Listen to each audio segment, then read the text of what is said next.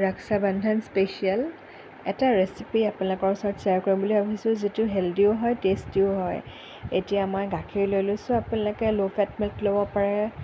লগতে মই গাজৰ দি দিছোঁ টুকুৰা টুকুৰকৈ কাটি পেলাই, খেজুৰি দি দিছোঁ, এলমণ্ডছ দি দিছোঁ। আপোনালোকে যিকোনো ড্ৰাই ফ্ৰুটছ নহ'বা চিডছ দিব পাৰে। এতিয়া মই অলপ স্মুথি টাইপৰ নিচিনাকৈ বনাই লৈছোঁ। হেল্ডি জুচ প্লাছ স্মুথি বুলি ক'ব পাৰি।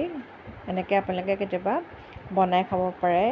বহুত এনাৰ্জেটিক হয় আৰু খোৱাৰ পাছত বহুত এনাৰ্জেটিক ফিল হয়।